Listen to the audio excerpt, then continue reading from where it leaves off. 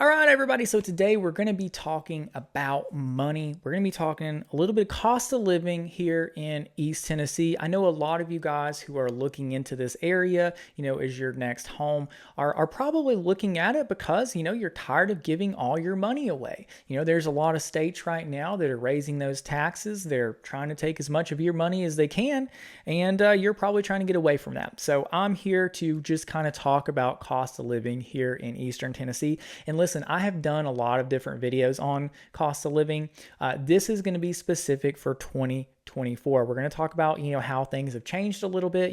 Is it still a cheap place to live? So stay tuned. I think this is going to be very helpful for anyone looking to move here. Now, one thing to keep in mind is I'm going to be using numbers from Knoxville. Knoxville is the largest city in Eastern Tennessee, so there's just a lot of data to pull from for Knoxville. So things may be a little bit different in some of the smaller towns. Things could get a little more expensive, things could get a little cheaper. Just keep that in mind that this is a kind of a general idea of what to expect. So let's dive right in. And first thing I want to talk about is 2023 versus 2024. So if you've watched any of my older videos, you have heard me talk about cost of living in 2023. And one number you would hear is that Knoxville ranked at 15% lower than the national cost of living. So, how has that changed in 2024? Well, honestly, I've been finding a lot of conflicting data, and I have found numbers anywhere from 8% all the way up to 13% lower than the national average. So we are still quite a bit lower than the national average, but we've also ticked up a little bit. And so looking around at different things, obviously everything's inflating, with how, the economy's been going. But one thing that really sticks out is the housing market. Okay, so here in Knoxville, we watched from 2022, the housing market, the median sold price rose from $320,000 to $338,000 in 2023.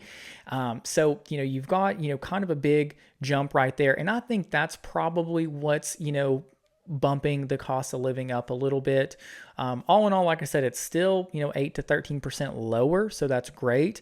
However, it's changing a little bit. So more numbers will come out, later in the year, and we'll be able to, kind of know a little bit more in detail what exactly, all of this looks like. But in general, it seems like everything is still kind of on pace for what it has been. One of the great things about East Tennessee that helps with the cost of living is the lack of estate income tax.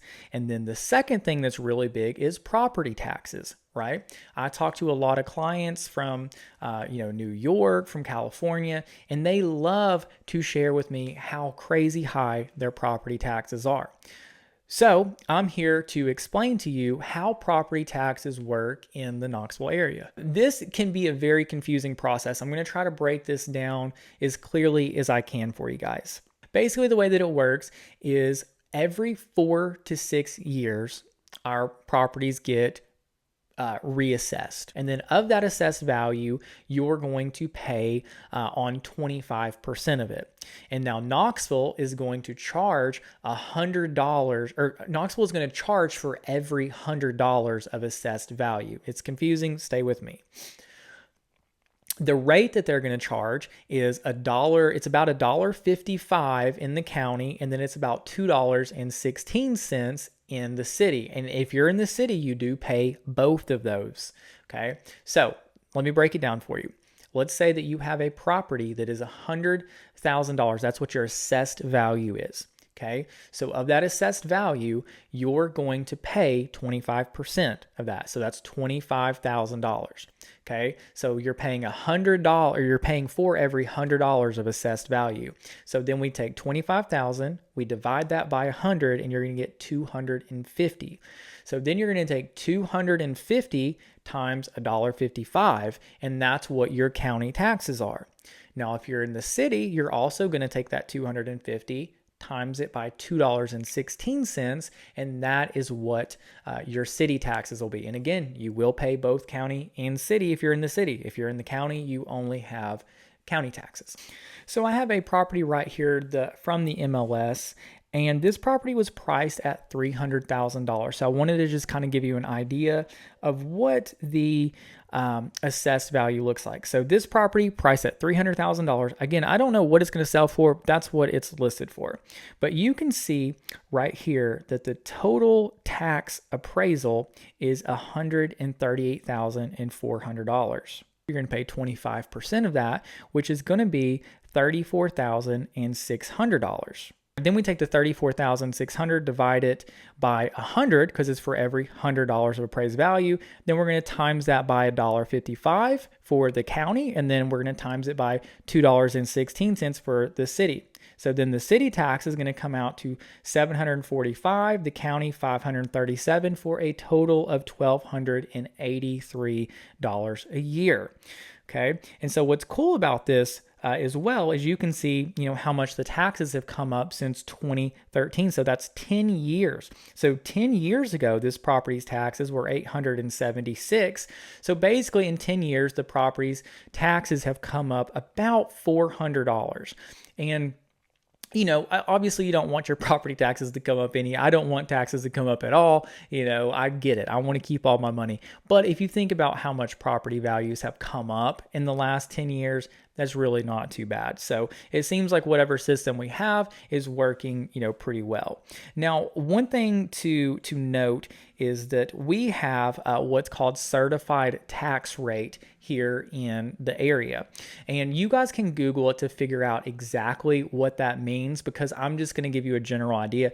Basically, what it means is that once those tax assessments come out, we have a board of people who get together to try to figure out, the new tax rate so that, so that it kind of balances things out, so that your taxes aren't just skyrocketing. And we did see that, with how much the price, the housing market. I mean, some houses have, doubled, tripled in prices, but we haven't really seen taxes double or triple for the most part. So that's why it's really important to stay involved in your community. Go to those board meetings. Keep up with everything, and voice your opinion so that we can keep those taxes low, because we don't want those high taxes. We're not California, we're Tennessee. So now the next thing that I want to talk to you guys about is going to be the market. And so with the market, comes more taxes, because we live in America and we love to tax everything. Anyways, here in Tennessee, our state sales tax is 7%, and then we have a local sales tax of 2.25%. So the total sales taxes around here are 9.25%. That's what you're going to pay on most of your goods, everything like that. Now, I have this cool little site that I found where it goes through and kind of gives you an idea of what to expect when you're paying for different things. I've gone through this list and looked at everything. Listen, I go to the grocery store a lot. I obviously pay for gas a lot. We go out to eat from time to time. So, I have a pretty good idea of what things cost, and this looks pretty, on point. So you can see here, a meal for two people at a restaurant is going to cost you about $60. No, that's true. That's, having a decent meal, that's certainly not Chick-fil-A. You've got milk here at $3.76. That's pretty much on point. You've got eggs at $4.59. That's about right. You can see there's a ton of produce. This stuff is great to go back and just kind of compare to what you're paying now, just to get an idea of how much, you're actually going to save. And I know this is probably small ticket stuff. I mean, the big one is state income tax and property taxes. That's typically always the big one, but you never know. One big one though is gas. Gas, right here, it's got it at $3.27. I actually paid less than that today. I paid, I think it was like $3.15 a gallon, something like that. So far this year in 2024, I've seen gas anywhere from $3 up to like $3.40. So it, obviously it fluctuates a lot there. But this is a good site to go through and just kind of, compare things. I have another site here. This one's really cool because it shows the cost of living, how much lower, or it basically compares it to the national average, different categories. So you can see we've got energy, food, healthcare, housing, transportation. And then over here, it shows how much lower nationally it is. And so this is great, to look at. This is really good information there. But anyways, I mean, that's really about it for cost of living. Like I said, the big ticket things are property taxes for sure, state income tax, or yes, lack of state income tax, and then just, small little things that all add up. But, you take all that stuff, and what you get is a recipe for, what U.S.